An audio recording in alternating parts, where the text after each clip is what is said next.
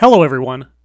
I came across a very interesting video today, a report by the Boston University News Service about white allies.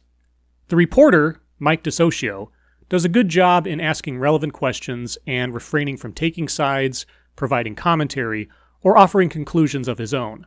I wish he had interrogated his interview subjects a bit more on certain points, but overall, kudos to him for maintaining impartiality. But me, I'm not a journalist. Thus, I have a few things to say in response to his interview subjects. So, let's begin.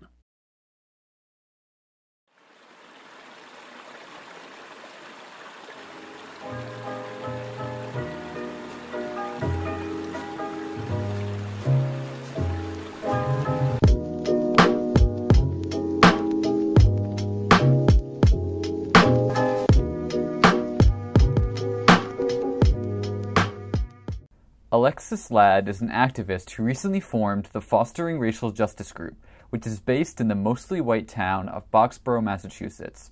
The group's goal is to engage the community in conversations and educational workshops about systems that enforce racism. Why do you think the Black Lives Matter movement was sort of the impetus that got that group off the ground? For me, I was doing that kind of work in my work, but I wasn't doing it in my community. Doing that kind of work. I just cannot notice the use of that word in the context of social justice now. And so Black Lives Matter sort of, I felt, gave me the push or the impetus to say, okay, it's not enough to do it in your work. You need to be looking at what is your total sphere of influence. And my community was a sphere of influence that I hadn't really tapped into. So with all this work that you're doing, do you consider yourself an ally to the racial justice movement? I mean, I hope I am. You hope you are? How could you be uncertain about such a thing? I mean, either you mean what you say and do, or you don't. Why the doubt? How would you define an ally? I think an ally is somebody who uses their position of power wherever that is. You know, and from my perspective, it's because of the color of my skin. Well, I appreciate her candor there. The color of her skin gives her power. So she believes in, and that she possesses, white power. Thus, conversely, anyone without white skin lacks power. Naturally. Got it. Using that as a voice to challenge power structures and anything that's actually marginalizing others. And so I think an ally is somebody who's willing to stand up to make change happen. Okay, setting aside the rationale behind it, an ally is willing to stand up and make change happen. Our speaker has organized a community group in order to achieve that purpose. So, by any reasonable measurement, she is a good ally. You know, within this whole movement, with allies sort of being activated, even with some of the best intentions, what do you think some of the pitfalls can be for allies? I think white people have a lot of work to do. So, on the basis of skin color and nothing else, some people are just lacking. Got it. I think there are some people who may not understand fully what it means to be an ally and try to take over a movement. When I say that there's a lot of work to do, white people built the structure of white supremacy, so it's up to white people to break it down. So there's a tremendous amount of work to do there. So, simply due to the color of their skin, only white people have both the power and the responsibility to solve this problem. Got it. What do you think white people should do with that privilege if they want to be part of the racial justice movement? Well, you have to own it, first of all. Translation: check your privilege. The only way to break, this system of racial oppression is to root it up everywhere it exists. And also, we're all racist, dude. Anybody who's white's racist, you're just racist. You are. You have to deal with that, right? Right? If you're white, you're racist. You just are. Because of the color of your skin, you inherently believe, think, and act in a certain way. Got it. And it's not up to black people to deal with it for you. You've got to deal with it, right? Right? And so I'm not saying you got to be Mother Teresa or St. Francis, he's Catholic, or whatever, right? Right? Funny you should bring up religious figures, and Catholicism in particular. Tell me again about the concept of original sin. I'm just saying that people who are white, who think about stuff and live where you live, need to take some steps. One step is to go ahead and put up, a Black Lives Matter sign in a window, at where you live. Tangible virtue signaling. Got it. That's good, but then beyond that, you have to go and, at your church or temple, or if you're not religious, whatever you do, ethical society. If you're not religious, sure, but if you still believe that all white people are inherently racist, based on what they are, that's not a matter of faith. Got it. At your workplace, you have to find ways to have these discussions, and then you have to try to attend rallies and stuff, or host them where you are, pressure your legislative, your elected officials. Do whatever you can do to improve the situation. So, again, an ally takes substantive action to be involved in making change. That is the value of an ally. Got it. So you describe in some of the articles that you've been quoted in, and just now even that racism functions as a system. Mm-hmm. How does that system work? Well, now this ought to be interesting. Well, there's lots of ways to explain it. One way that I generally say it, the simplest way or a very simple way, is that it's prejudice with power to enforce based upon race for the maintenance of power and privilege. Wait a second. Let me just repeat that to myself.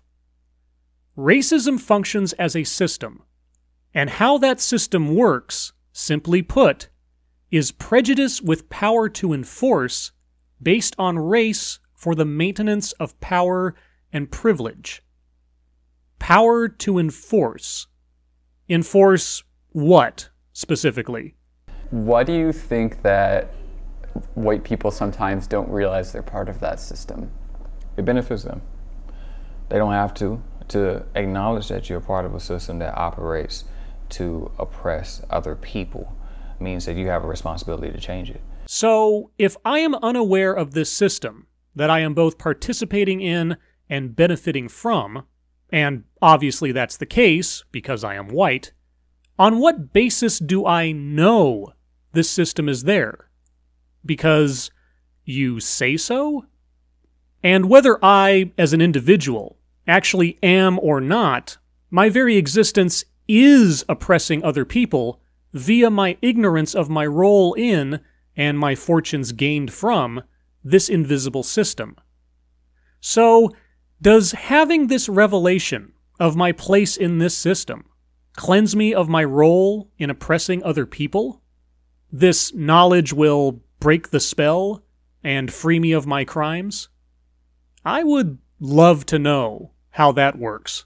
And if you don't want to carry that responsibility, it is very easy, and there's a whole system that will support that ignorance, that blindness to it. I don't see it, I don't see color, all this foolishness that people will say. So if someone says they don't use color as a factor in assessing an individual's character or merit, it's foolishness. They're either lying to you or lying to themselves. I wish I could read minds like that. I wish I could know that if someone says they are doing what we all should ideally be doing in an egalitarian world, that what they are saying is always, always untrue. Has it gotten any easier for you to navigate that system? When I was younger, when I started lifting weights, I thought that the weights would get lighter. The heavier that it got, I thought it would get lighter. That literally feel like lifting something like a feather or something foolish. But I realized is that it never gets lighter. You're just able to lift it. And that's the thing. I gain more skills in being able to deal with it. Does it get any easier? Depends on how you define what easier is. It also depends on how you define the weight. Because if you dismiss anyone acting counter to your narrative of inherent racism as speaking foolishness, if you are perpetually suspicious and untrusting of people based on the color of their skin, then yes, the weight, as you put it, will never ease up. But then, lifting weights is also a choice. Why do you think the Black Lives Matter movement in the election of President Trump and things like that have awakened more people, more white people to the system? Awakened? I don't know if I would even say that. I would say that they're uncomfortable with their reflection of the world that they live in. And they say, okay, well, let me change this. But when it stops reflecting it in such a obvious way, then they'll just go back to whatever they were doing before. So white people, even those that might be rallying to your way of seeing the world, will inevitably abandon you because they're white. Got it. Do you think some of the people you've talked to would be considered allies in this movement? There's been a lot of language around allies versus accomplices. Whoa, wait. Accomplices? A person who knowingly helps another in a crime or wrongdoing, often as a subordinate. I hadn't heard that one before. So, there's a hierarchy of support in this? Allies versus accomplices? What's the distinction? Accomplices being people who are willing to put their lives, their bodies, their energy, their money on the line to be engaged in whatever the struggle is. Accomplices are willing to put their lives on the line. Their bodies, their energy, their money. To be engaged in the struggle. Got it. Allies they can mirror the message, they can say certain things, but they don't really do nothing. They don't really move the needle. Allies mirror the message, but they don't do anything. They don't move the needle. So, if someone considers themselves an ally, they're just a poser. Someone has to be willing to get to the point of risking their life before they can be considered an accomplice and worthy of any sort of praise or inclusion. That's a pretty high bar to jump, one that few people would or could ever achieve.